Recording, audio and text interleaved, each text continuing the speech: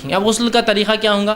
آپ حمام میں داخل ہوئے، چاہے پانی بکیٹ میں ہو، چاہے رننگ واٹر ہو، آپ کے شاور سے آتا ہو یا کوئی اور ذریعے سے آتا ہے. مختلف چیزیں آج کل ہوتی ہیں. شاور کے علاوہ بھی دیواروں میں سے پانی نکلتے ہیں آج کل، نیچے سے اوپر تک سسٹم ہوتا ہے اور پورے آنگ پہ پانی اڑتا ہے. آدمی کانچ کے ہوتے ہیں جنرلی، اندر چلا جاتا ہے اور اس میں سے پورے پانی نکلتے. بہرحال مختلف چیزیں اللہ نے دے رکھی ہے لوگوں کو، تو لوگ استعمال کرتے ہیں. بہرحال جو بھی ہو، آپ 3 بار وہ کریں گے. اپنی شرمگاہ یا جو وجہ بنی آپ کی غسل کی، وہ غلاظت کو آپ زائل کریں گے. ٹھیک ہے. اس کے بعد آپ وضو کریں گے جس طرح سے وضو ہوتا ہے. اب طہارت بیت الخلاء میں جانے کی دعا ہوا میں نہیں سکھاؤں گا، پہلے ہو چکا 2-3 ہفتے پہلے جانے کا، وہ سب پورا رفع حاجت کے مسائل ہو چکا ہے. تو لہٰذا میں اس لیے وہ بات نہیں رکھ رہا ہوں، ورنہ پھر اس کو ایڈ کریں گے تو کئی چیزیں اضافہ ہو جائیں گی، بہت مشکل ہوگا مجھے سمجھانا آپ. ٹھیک. تو پھر آپ اندر چلے گئے، آپ نے جو وضو کیا جیسا وضو ہوتا ہے، ٹھیک ہے، چاہے تو پیر ساتھ دھو لے یا بعد میں آخر میں، تاکہ چھینٹے ہونے کا ڈر ہے تو آخر میں دھو لے. ٹھیک ہے.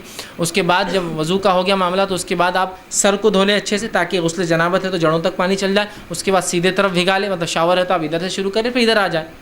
ٹھیک. مطلب سیدھے طرف پہلے وہ کر لیں تاکہ سنت بھی ادا ہوتی ہے، اور پانی گر رہا ہے تو ظاہر سی بات ہے کسی ایک طرف ڈالنا نہیں ہے، صرف ایک طرف ہونا ہے آپ کو. تو سیدھے طرف ہو جائے، الٹے طرف ہو جائے، اور پورے آنگ کو مل لے.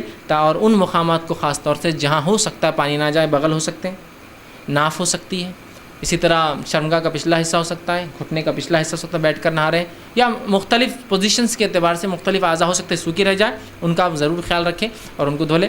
عورتیں ہوں بہت گھنے بال ہو، جس نے وہ پلیٹ والی چوٹیاں ڈالی رکھی ہو جو بہت زیادہ ہوتی ہے، تو وہ اگر 3 بار بھی پانی ڈال لے تو انشاءاللہ ان کے لیے کفایت کر جائیں گا. سہولت ہو تو بہت اچھی بات ہے، دھو لے. نہ ہو تو بہرحال ان کے لیے یہ سہولت بہرحال شریعت نے بہرحال دے رکھی ہے، اور پورا جسم جو ہے وہ کر لے مکمل. یہ بہرحال غسل کے تعلق سے کچھ باتیں تھی. بہرحال اس معاملے میں یہ بھی ہو سکتا ہے کہ مرد اور عورت، یاد رکھیے، ایک ہی برتن سے غسل لے سکتے ہیں. ایسا ہو سکتا ہے کہ گھر میں حمام ہو، نماز کا وقت کم ہو، یا دوسرے مسائل ہو کہ گرم پانی بعد میں نہیں ملے گا، تو میاں اور بیوی، مرد اور عورت جو ہے ایک ساتھ نہا سکتے ہیں، تو ایک برتن میں سے پانی لے سکتے ہیں. یہ بات میں اس لیے رکھ رہا ہوں کہ بہت سے لوگ یہ سمجھتے ہیں کہ عورت کا بچا ہوا پانی ناپاک ہوتا ہے. ایسی کوئی صحیح روایت نہیں ہے یاد رکھیے. اس لیے کہ ماں عائشہ کی ایک روایت آتی رضی اللہ عنہا، جو ہے یہ صحیح روایت ہے، کہ وہ کہتی ہے کہ آپ صلی اللہ علیہ وسلم، میں نے غسل جنابت ایک ہی برتن میں سے، ایک ہی ٹب میں سے لیا، کہ میں ایک بار لیتی اور اپنے آپ کو دھوتی، اور پھر آپ میں ایک بار لیتے وہ مگ اور اپنے آپ کو وہ کرتی. رات کا وقت تھا.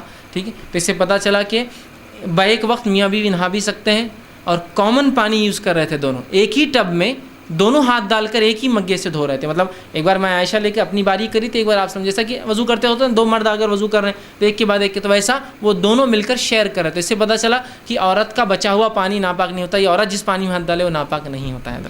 اور دونوں بھی جنابت کی حالت میں تھے، مطلب میں عائشہ بھی ناپاک تھی اور وہ بھی تھے، لیکن دونوں نے پانی ہاتھ ڈال کر لیا. تو اس سے بات سمجھ میں آ رہی ہے کہ وہ بات درست نہیں ہے کہ عورت کا بچا پانی ناپاک نجس ہوتا ہے. بہت سے لوگ سوال کرتے ہیں کیا گھر میں عورتوں نے جو پانی استعمال کیا ہم کر سکتے ہیں؟ بالکل آپ کر سکتے ہیں، اس لیے کہ ویسے پانی کی قلت ہے، آپ بالکل یوز کر سکتے ہیں، کوئی مسئلہ نہیں. اس لیے کہ اس کے تعلق سے کوئی ممانعت کی کوئی روایت نہیں ہے، بلکہ یہاں تو صحیح روایت ہے کہ دونوں نے ایک ہی ٹب میں سے پانی لیا. وہ ہاتھ ڈالتی ایک بار اور وہ کہتی میں لیتی، پھر آپ ہاتھ ڈالتے اور آپ لیتے. تو بہرحال اس میں جو ہے کوئی مسئلہ نہیں ہے. ٹھیک ہے. تو یہ تھی چند باتیں غسل کے تعلق سے. مسئلہ بہت آسان تھا، بالکل ایک دم سمپل تھا، اور وضو کے مقابلے میں وضو سے بھی آسان نہیں ہے. تو وضو میں تو بہت چیزیں یاد رکھنا تھی، اس میں تو سب بھگا لینا ہے بس. ایک عام لحاظ سے اگر کوئی کہے کہ غسل کیسا ہو تو بس مکمل اپنے آپ کو بھگا لے، یہ غسل ہے. مکمل اپنے آپ کو بھگا لے، یہ غسل ہے. ٹھیک.